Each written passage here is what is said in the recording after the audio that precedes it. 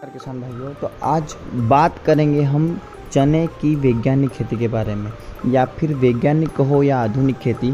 क्योंकि बहुत सारे किसान भाई हैं जो चने की खेती को बस इसलिए करते हैं कि हमारे पास पानी नहीं है, या फिर पानी जल्दी हमारे सोयाबीन आ जाते हैं तो हम फट से लगा दें। ऐसा नहीं, क्योंकि चने की खेती में जितना ज़्यादा मुनाफा है उतना ज़्यादा मुनाफा किसी भी खेती में नहीं है, अगर आप सही समय पर उसकी बुआई कर देते हैं।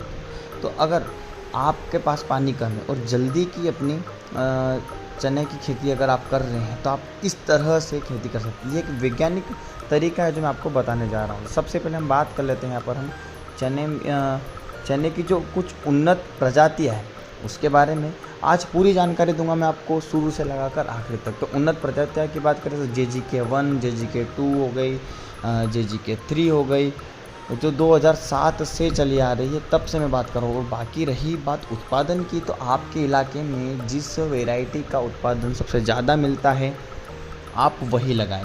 और पानी की आवश्यकता बहुत ज़्यादा पड़ती है चने में, क्योंकि फल वर्गीय है, दाने मोटे तभी होंगे जब इसमें पर्याप्त मात्रा में पानी जाएगा।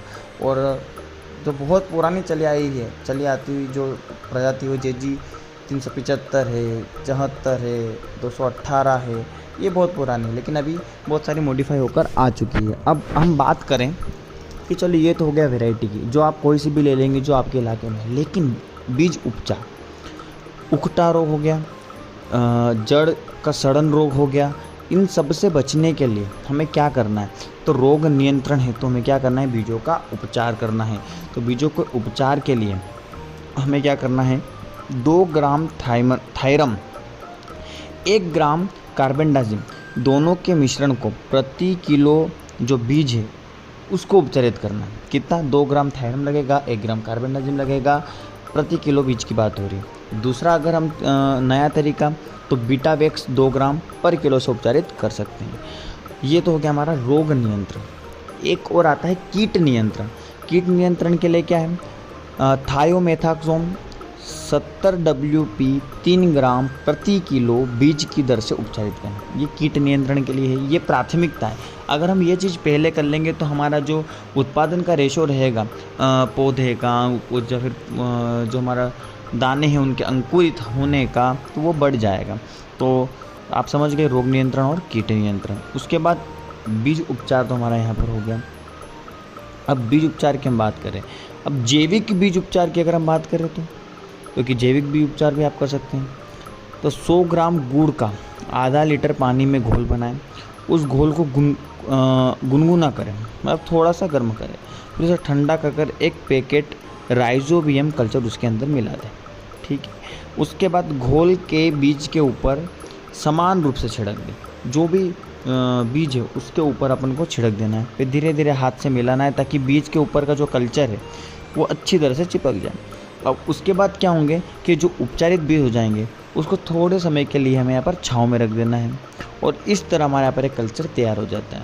उसके बाद उसको मेलेबडनम करके 1 ग्राम जो आता है, मेलेबडनम आता है, मैं आपको बता दूंगा कहाँ मिलेगा, लिंक दे दूंगा।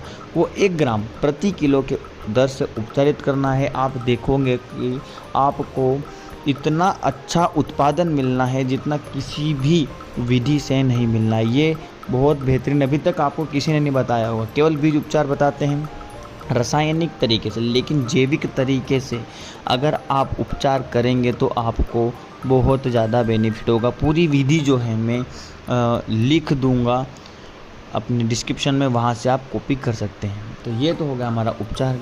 अब वही बुआई का समय, बुआई का कब समय? जस्ट सोयाबीन निकल जाए उसके बाद खेत को थोड़ा सूख जाने दे। वैसे तो अभी बारिश होने लग गई है, पहले तो सूख जाता था। उसके बाद एक बार अच्छे से गहरी जुताई कर पाटा लगाने के बाद आप बुआई कर, और ज़्यादा देर ना करें, नहीं तो ज़्यादा पानी की आवश्यकता पड़ेगी। उसके बाद जब बुआई हमारी यहाँ पर हो जाती है, और बुआई की विधि क्या रहती है? सीडील से करते हैं हम बुआई। खेत में नमी कम हो तो बीज को नमी के संपर्क में लाने के लिए बुआई जो रहती है वो गहराई तक की जाती है। उसके बाद पाटा लगाया जाता है, और नमी है तो कोई तकलीफ वाली बात नहीं है। पौधे की अगर संख्या की बात करें तो 25 से 30 प्रति वर्ग के हिसाब से हमें यहाँ पर रखना है। पंक्तियों के बीच की दूरी की अगर बात करूँ तो 30 सेंटीमीटर होनी चाहिए और पौधों से पौधों की दूरी 10 सेंटीमीटर होना चाहिए। उसके बाद सिंचित अवस्था में काबुली चनों में कुंडों के बीच की दूरी, जो कुंडे रहते हैं उनके बीच की दूरी 45 सेंटीमीटर हमें यहाँ पर रखनी चाहिए। तो ये तो हो गया हमारा बुआई की विधि।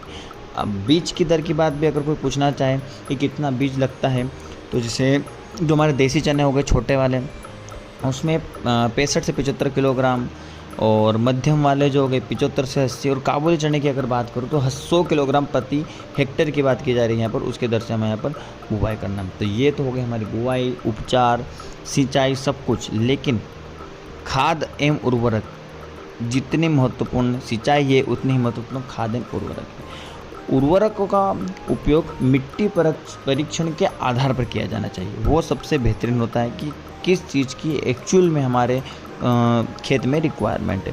अच्छी उपज अगर हमें यहाँ पर प्राप्त करना है, एक आइडियल में डोज बता देता हूँ आपको कि 20 से 25 किलोग्राम नाइट्रोजन, 50 से 60 kilogram phosphorus, 20 kilogram potash, 20 kilogram गंधक प्रति हेक्टेयर की दर से उपयोग करना है। ये वैज्ञानिक शोध द्वारा पता चला है कि इस जो डोज से, बेसल डोज से आप चने के उत्पादन को बढ़ा सकते हैं।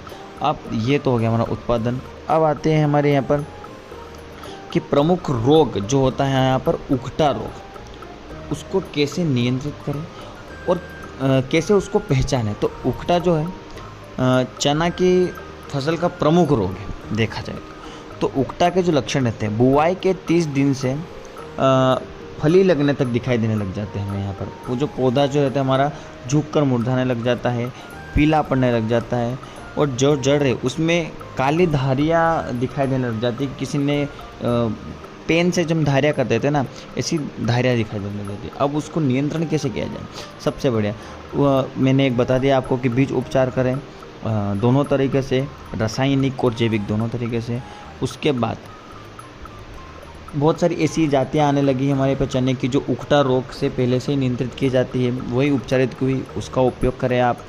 सिंचाई दिन में न करते हुए शाम को करें। सबसे बेहतरीन चीज़ कि जो सिंचाई रहती है वो दिन में ना करें और शाम को करें, ताकि जो हमारा उकठा रोग है वो ज़्यादा बढ़े ना।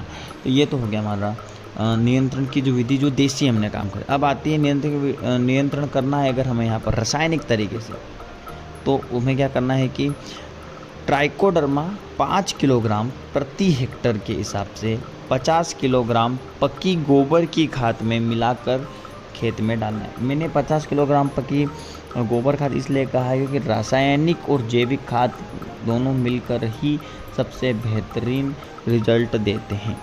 ये तो हो गया हमारे यहाँ पर रोग। अब आती है वही कीट की बारी। तो जो चने की फसल है में जो लगने वाले कीट है वो फली छेदक सबसे खतरनाक कीट होते हैं। जो चने की जो 20 से 30% जो उत्पादन क्षमता रहती है उसको घटा देते हैं, और कभी कभी तो 70% तक हानि कर देते हैं, क्योंकि फली छेदक जो रहते हैं बिल्कुल पौधों को ख़त्म कर देते हैं। अब हम इसको नियंत्रित कैसे करें?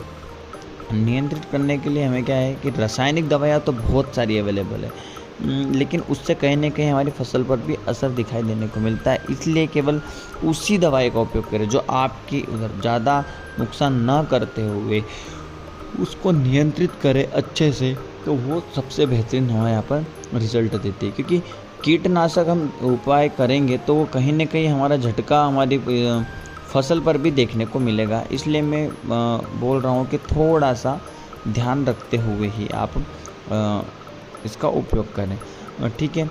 ये तो हो गया हमारा यहाँ पर नियंत्रण। अब एक जैविक नियंत्रण भी आता है कीटनाशक के लिए, न्यूक्लियर पॉलीहाइड्रोसिस विषाणु। आर्थिक हानि स्तर की अवस्था में पहुंचने पर सबसे पहले जैविक कीट जो है को मिलीपति के हिसाब से एक मतलब कि अगर मैं बात करूँ तो इसको जो थोड़ा गड़बड़ होगी ना 9 मिनट में।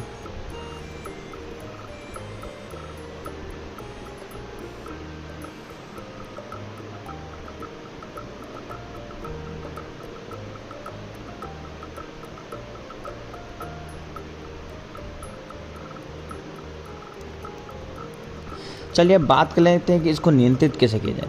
कीटनाशक रसायन की अगर हम बात करें तो बहुत सारे ऐसे कीटनाशक है जो आपके इधर अच्छे से काम करते हैं, बहुत प्रसिद्ध है, उनका उपयोग करें। नहीं तो आप क्लोरोपाइरिफॉस या 2 मिलीलीटर प्रति लीटर के हिसाब से, या फिर इंडोक्साकार्बट 14.5 AC 300 ग्राम प्रति हेक्टेयर के हिसाब से, या फिर इमामेक्टिन बेंजोएट की 200 ग्राम दवा प्रति हेक्टेयर 500 लीटर पानी में घोल कर बनाकर उसका छिड़काव कर दे, तो आपको आपके कीटों से छुटकारा मिल जाएगा। तो सबसे बढ़िया हो जाएगा हमारा यही। तो आज हमने देखा कि कैसे कीटनाशक का उपयोग किया जाता है कीट को नियंत्रित करने के लिए, रासायनिक खाद क्या है, बेसल डोज क्या है, सिंचाई, उसकी बुवाई, गहराई क्या सेंटीमीटर होना चाहिए, पूरी टोटल जानकारी। और आपको अगर और कुछ भी पूछना रह गया हो हमारा यहाँ पर इस चने की खेती से रिलेटेड, तो आप मुझे कमेंट बॉक्स में बताना, मैं आपके लिए वो भी लेकर आऊँगा और उसकी भी वीडियो दूंगा और रिप्लाई भी ज़रूर दूंगा। तो आज की वीडियो में इतना ही था, मिलते हैं अगली वीडियो में। जय जवान जय किसान।